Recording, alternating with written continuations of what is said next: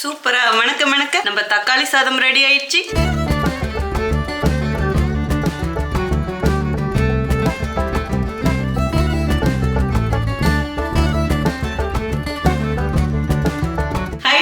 Welcome to cook with Sangeetha. இன்னைக்கு நம்ம பார்க்க போறது தக்காளி சாதம். ஆமாங்க, உங்கள நிறைய பேர் கேட்டிருந்தீங்க, அக்கா லஞ்ச் பாக்ஸ் ரெசிபி டெய்லியும் போடுங்கன்னு சொல்லிட்டு. சின்ன சின்ன வித்தியாசங்கள் செய்யும் போதும் அவ்வளோ ருசியா இருக்கும். பட் இன்னைக்கு ரொம்ப எளிமையான முறையில சங்கீதா ஸ்டைல செஞ்சு காட்ட போறேன். நம்ம சேனல்ல யாரெல்லாம் என்ன சப்ஸ்கிரைப் பண்ணலையோ சப்ஸ்கிரைப் பண்ணுங்க. ப்ளீஸ் கீழே இருக்கிற பெல் பட்டன்ல மறக்காம ஆள் கொடுங்க. அப்பதான் நான் போற வீடியோ உங்களுக்கு உடனே வரும். வாங்க இப்ப எப்படி செய்யுதுன்னு பார்க்கலாம்.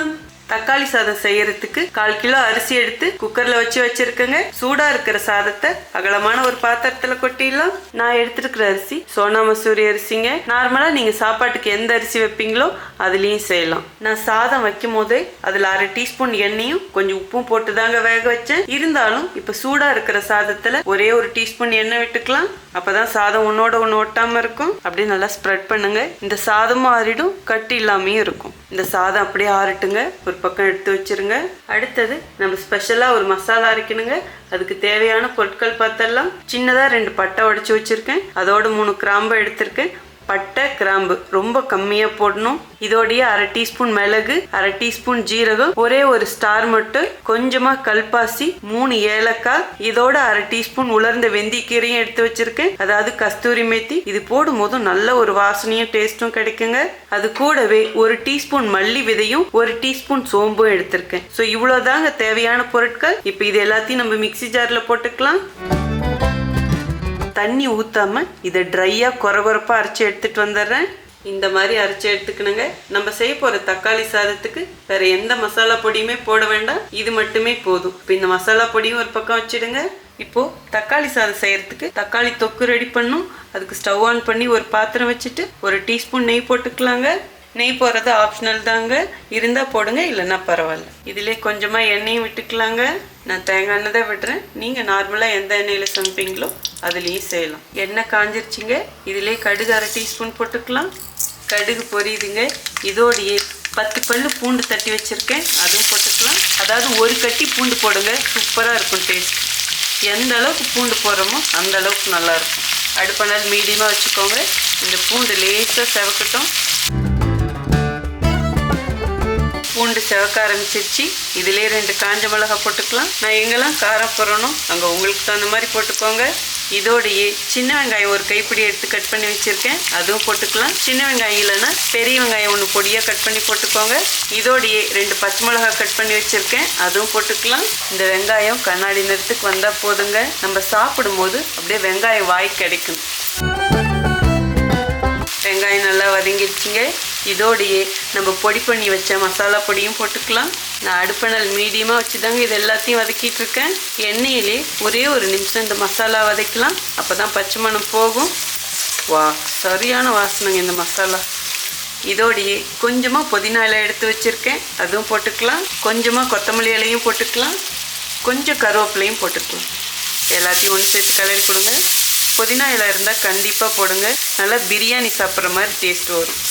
ஒரே 1 நிமிஷத்துக்கு இது எல்லாத்தையும் வதக்கலாங்க. A few minutes later. மசாலாவும் நல்லா வதங்கிடுச்சு. இதோடையே பழமாக 4 தக்காளி எடுத்து கட் பண்ணி வச்சுருக்கேன், அதுவும் போட்டுக்கலாம். தக்காளி நீங்கள் கூடி குறைச்சி போட்டுக்கலாம். அதாவது எந்த அளவுக்கு சாதம் எடுக்கிறீங்களோ அதுக்கு தகுந்த மாதிரி போடணும். 2வது இது தக்காளி சாதங்கிறதுனால கொஞ்சம் அதிகமாக தான் தக்காளி போடணும். தேவையான அளவுக்கு இதிலே உப்பு போட்டுக்கலாம். 1/4 டீஸ்பூன் மஞ்சள் பொடி போட்டுக்கலாம். இதோடையே வெறும் மிளகா பொடி 1 டீஸ்பூன் எடுத்து வச்சுருக்கேன், அதுவும் போட்டுக்கலாம். நீங்கள் உங்கள் காரத்துக்கு ஏற்ற மாதிரி மிளகா பொடி போட்டுக்கோங்க. மல்லி பொடியெலாம் போட வேண்டாம். ஏற்கனவே மசாலாவில் மல்லி சேர்த்து தான் அரைச்சிருக்கோம். இப்போ இதை அப்படியே நல்லா கிளறி கொடுங்க. நல்லா கிளறி கொடுத்ததுக்கப்புறம் இதை க்ளோஸ் பண்ணிடலாங்க. 2 நிமிஷம் அப்படியே இருக்கட்டும், அதுக்கப்புறம் பார்க்கலாம். அடுப்பணல் மீடியமாகவே வச்சுக்கோங்க. A few minutes later. Open பண்ணி பார்க்கலாம். இப்போ நல்லா ஒரு தடவை கிளறி விடுங்க. இதில் தண்ணியே ஊற்றக்கூடாது. ஏன்னா இந்த தொக்கை நம்ம இது மாதிரி செஞ்சு வச்சுக்கிட்டோமா 10 நாள் 15 நாள் ஃப்ரிட்ஜில் வச்சு கூட யூஸ் பண்ணிக்கலாம். நமக்கு வேணுங்கிறப்ப சாதம் வச்சுட்டு இந்த தொக்கை எடுத்து போட்டு நல்லா கிளறிக்கலாம். இப்படி நல்லா மசிச்சு கொடுத்துருங்க. இப்போ உப்பு காரம் பார்த்துக்கோங்க, உங்களுக்கு தகுந்த மாதிரி அட்ஜஸ்ட் பண்ணிக்கோங்க. நாட்டு தக்காளி போட்டிங்கன்னா நல்லா சூப்பராக இருக்கும். இந்த அளவுக்கு மசிச்சு கொடுத்தா போதும். இன்னும் 2 நிமிஷத்துக்கு மூடி வச்சிடுறேங்க. இந்த மசாலா பச்சை மணம் போகிற வரையிலும் வேகட்டும். அடுப்பணல் இப்போ கம்மியாக வச்சுருங்க. A few minutes later. ஆஹா, நல்ல கமகமன்னு வாசனை, எண்ணெயும் புரண்டு மேலே வந்துடுச்சு. மசாலாலாம் பச்சை மணம் போகிற வரைக்கும் வதங்கிடுச்சுங்க. இப்போ ஸ்டவ் ஆஃப் பண்ணிடலாம். இது நல்லா ஆறட்டுங்க. அதுக்கப்புறம் என்ன செய்யறதுன்னு சொல்கிறேன். தக்காளி தொக்கு நல்லா ஆறிடுச்சுங்க. இப்போ இது சாதத்தில் போட்டு கிளறிக்கலாம். இப்போ ஆற வச்ச சாதத்தை எடுத்து இன்னொரு வாட்டி கட்டி இல்லாமல் கிளறி கொடுங்க. 1-2 இருக்கிற கட்டியை இப்படி லேசாக உடச்சி விடுங்க. இந்த அளவுக்கு உடச்சி விட்டா போதுங்க. இதில் கொஞ்சமாக கருவேப்பிலை இலை போட்டுக்கலாம், கொஞ்சம் கொத்தமல்லி இலையும் போட்டுக்கலாம். நீங்கள் இதிலே முந்திரி பருப்பு கூட தாளித்து கொட்டலாம், ஈவன் வேர்க்கடலை கூட போட்டுக்கலாம். இப்போது எந்த அளவுக்கு உங்களுக்கு தக்காளி தொக்கு வேணுமோ அந்த அளவுக்கு போட்டு கிளற வேண்டியதுதாங்க. நான் செஞ்சது இந்த சாதம் எல்லாத்துக்குமே கரெக்டாக இருக்கும். ஸோ அதனால் நான் எல்லாமே போடுறேன். இப்போது எல்லாத்தையும் நல்லா ஒன்று சேர்த்து கிளறி கொடுத்துட்லாங்க. சாதமும் ஆறி இருக்கணும், இந்த தொக்கும் ஆறி இருக்கணும். ஏற்கனவே நம்ம சேனலில் குக்கரில் எப்படி தக்காளி சாதம் செய்யலாங்கிறதும் போட்டிருக்கேன். ஸோ வேணுங்கிறவங்க செக் பண்ணி பாருங்கள். தக்காளி தொக்கும் சாதமும் நல்லா மிக்ஸ் ஆகிற மாதிரி கிளறி கொடுங்க. உப்பு கரெக்டாக இருக்கான்னு பார்த்துக்கோங்க. பத்தலைனா கொஞ்சம் போட்டு மிக்ஸ் பண்ணிக்கோங்க. அவ்வளோதாங்க, எல்லாம் நல்லா மிக்ஸ் ஆகிடுச்சு. ஸோ இந்த அளவுக்கு நம்ம கிளறி கொடுத்தோமா போதும். இப்போ நான் இது வேற ஒரு பவுலுக்கு மாற்றிக்கிறேங்க.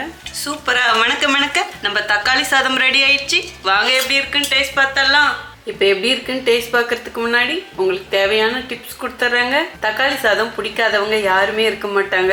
அதில் இருக்கிற புளிப்பு சுவை தான் அதுக்கு மெயின் காரணம். நம்ம அரைச்ச மசாலா ஒரு நல்ல டேஸ்ட்டும் ஃப்ளேவரும் கொடுக்கும். அதே மாதிரி காரம் நீங்கள் உங்களுக்கு தகுந்த மாதிரி போட்டுக்கணும். இது கொஞ்சம் ஸ்பைசியாக தான் இருக்கும். ஏன்னா காஞ்ச மிளகா போட்டிருக்கோம், பச்சை மிளகா போட்டிருக்கோம், மிளகா பொடி போட்டிருக்கோம், மசாலாலாம் பொடி பண்ணியும் போட்டிருக்கோம். ஸோ எல்லாமே கொஞ்சம் கொஞ்சமாக போடுங்க. அதே மாதிரி சாதம் ரொம்ப விதையாட்டம் இருக்கக்கூடாது. நான் எப்பயுமே சொல்கிறதான், வெரைட்டி ரைஸ் செய்யும் போது சாதம் இப்படி மசிச்சு பார்த்தீங்கன்னா இப்படி இருக்கணும். ஸோ சாஃப்டாக இருந்தால் தான் நம்ம லஞ்ச் பாக்ஸுக்குலாம் எடுத்துக்கிட்டு போகும்போதும் நமக்கு விற்காம சாப்பிட்றதுக்கு நல்லா இருக்கும். அதே மாதிரி இதுக்கு தொட்டுக்கன்னு பார்த்தீங்கன்னா பாயில் பண்ண எக்கு தொட்டுக்கலாம், அப்படி இல்லைன்னா எக் ஆம்லெட்டு. இன்னொன்று சிம்பிளான்னு பார்த்தீங்கன்னா ரொம்ப சூட்டபுளாக இருக்கிறதுன்னு கேட்டிங்கன்னா ஆனியன் சாலட்னு சொல்லுவேன். ஆனியன் சாலட் இதோட வச்சு சாப்பிட்டா சும்மா அப்படி இருக்கும். கண்டிப்பாக சொல்கிறோம், அப்படி பிரியாணி வாசனை மாதிரி அடிக்கும். நீங்கள் இதே மாதிரி செஞ்சு பாருங்களேன். இதில் ஒன்று கவனிச்சிங்களா, நம்ம இஞ்சி போடல. ஸோ இஞ்சி போட்டிங்கன்னா அது வேறு மாதிரி டேஸ்ட் ஆகிடும். இதுக்கு இஞ்சி வேணாம், பூண்டு மட்டும் நிறையா போடுங்க. அதே மாதிரி நான் பெங்களூர் தக்காளியில் செஞ்சுருக்கேன். பெங்களூர் தக்காளியை விட நாட்டு தக்காளியில் செஞ்சிங்கன்னா இன்னும் டேஸ்ட்டும் நல்லா இருக்குன்னு நான் சொல்லுவேன். மற்றபடி நான் என்ன அளவுகள் சொன்னனோ ப்ளீஸ் அதை அப்படியே ஃபாலோ பண்ணுங்க. ஸோ இந்த அளவுக்கு நீங்கள் தெரிஞ்சுக்கிட்டாலே இந்த தக்காளி சாதத்தை சூப்பராக செஞ்சிடலாங்க. இப்போ எப்படி இருக்குன்னு டேஸ்ட் பார்த்துடலாங்க. சூப்பராக இருக்கு. பிரியாணி கணக்கான வாசனை. இந்த பூண்டுக்குன்னே ஒரு ஃப்ளேவர் இருக்கும்ல, அது செம்மையாக இருக்குது. நான் சொன்னேன் இல்லைங்களா, வெங்காயம்லாம் அப்படியே நமக்கு வாய் கிடைக்கணும்னு. அதே மாதிரி வெங்காயமும் கடிச்சு சாப்பிட கிடைக்குது. ரொம்ப சுவையாக இருக்குது, க்ரன்ச்சாக இருக்குது, காரம் சாரமாக இருக்குது. நான் சொல்லுவேன், அப்படியே தொண்டைக்கு இதமாக இருக்குது. இவ்வளோ சூப்பராக இருக்குது இந்த தக்காளி சாதத்தை. பார்த்துக்கிட்டே இருந்தால் பார்த்தாதுங்க. நீங்களும் கண்டிப்பாக லஞ்ச் பாக்ஸ் ரெசிபிக்கு இதே மாதிரி செஞ்சு அசுத்துங்க. உங்களுக்கு இந்த ரெசிபி பிடிச்சதுன்னா ப்ளீஸ் மறக்காமல் ஃபர்ஸ்ட் ஒரு லைக் கொடுத்துருங்க. ரொம்ப ரொம்ப பிடிச்சதுன்னா உங்கள் ஃப்ரெண்ட்ஸ் அண்ட் ஃபேமிலிக்கு ஷேர் பண்ணுங்க. நீங்கள் இதுவரையில் எனக்கு கொடுத்துட்டு இருக்க அன்புக்கு ஆதரவுக்கு ரொம்ப ரொம்ப நன்றி. உங்களுக்கு என்ன ரெசிபி வேணுமோ ப்ளீஸ் அதுவும் கமெண்ட் பாக்ஸ்ல சொல்லுங்க. இன்னும் லஞ்ச் பாக்ஸ்லயே உங்களுக்கு தெரிஞ்ச டிஃப்ரெண்ட் வெரைட்டிஸும் சொல்லுங்க, அதுவும் செஞ்சு காமிக்கிறேன். எல்லாருமே கத்துக்கிட்டோம்.